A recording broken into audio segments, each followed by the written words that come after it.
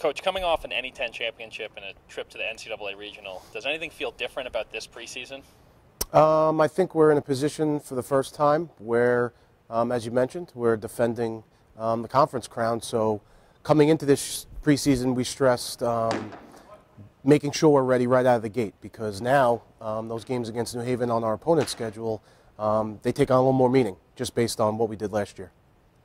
And starting looking at individuals with the hitting core, you have 7 returners who were regulars last season, a number of guys who have been starters for 2 or 3. How will this experience benefit you?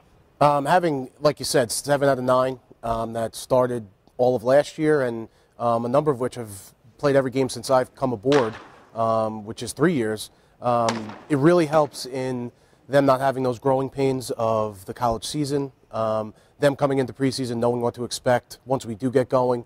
So it makes that transition a little easier. One guy who was a leader at the plate was Chris DeMorris, who switched over to designated hitter, had a chance to really focus on his hitting. What are your expectations for him now with another season of experience?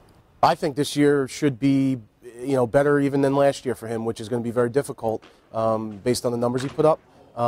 His throwing shoulder now is completely healthy, so he will most likely be in our outfield. So he's going to have, both sides of the ball to play on now, which actually I think will help. Because sometimes when you're a DH, that idle time in between your at-bats could be almost a detriment rather than helping you, and I think it's going to actually help him. And a good segue from the hitters to the pitchers would be the guy behind the plate. This is your first season without Joe Romanelli, and a lot of the pitchers, it's their first season without him as well. What has that transition been like so far? You're right. It's been different to see a different face back there. I do have a ton of confidence, though, in both Jason Lewicki and TJ Riccio. So I think we're going to be very good behind the plate. Our pitchers are an experienced group for the most part, so I think they're okay with, whoever sets up back there will be able to handle it. But you're right, it was a little bit of a change not having the guy we've had back there. Looking on the mound now, you return a very strong starting rotation, highlighted with Pat Simone, who was first-team All-NE10. Talk a little bit about him and then also the rest of your starting rotation. Pat will be our go-to guy, the guy that'll start every first game of the series. But behind him, there's an awful lot of depth in the starting rotation with a ton of experience.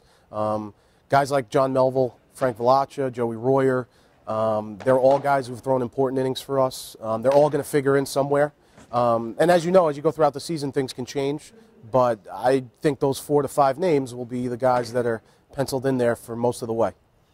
Possibly one of the most valuable players in the country last year was your closer, Peter J. Went beyond the traditional closer role, was asked to get 6 or 9 outs. How do you fill that gap at the end of the games? Is there one guy right now you call your closer, or will it be a bullpen by committee, at least for the first few weeks? Well, first, I don't think we can ever duplicate what Peter did last year. If you look at game by game what he was able to do, I'm not sure one person can do that. Right now, we are looking at a couple different options for that role, and it may extend throughout the season where it could be a combination of 2 guys, possibly 3, that kind of take that role. But we do have a lot of good candidates for that spot. We're still in the process of seeing how that shakes out. And you brought up a lot of names that we are familiar with. Who are a few of the players, either newcomers or returners, that will be assuming large roles for the team this spring? Again, as we talked about early, those 7 guys in the lineup returning from last year are looked at to obviously pick up a lot of slack this year and continue to play. We do have a number of talented freshmen on the mound and more specifically position player-wise. So I think there will be a bit of mixing and matching as we go. Our season's a grind, playing 3 9-inning games every weekend, sometimes 4. We have the luxury now to give guys a blow when we need to.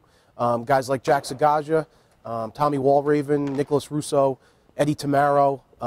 You can tell I've got a list of guys, freshmen that, we're high on. We're high on all of them, to be honest with you, even the ones I didn't name. So I think there's going to be a lot of new faces as well as, those guys getting their regular at-bats from last year as well. And the unforeseen factor of this season, today is March 5th, and you haven't been on a baseball field yet. How do you approach this with your team, and how do you expect it to affect you?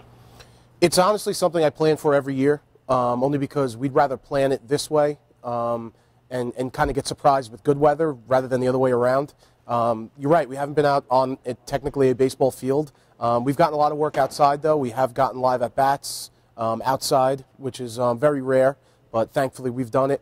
I think it's like everything else. It's just another challenge, and how we perceive the bad weather, it shouldn't come into effect how we play. We're going to be ready whenever that is. Coach, thanks so much for joining us. Good luck this season. Thanks, Drew.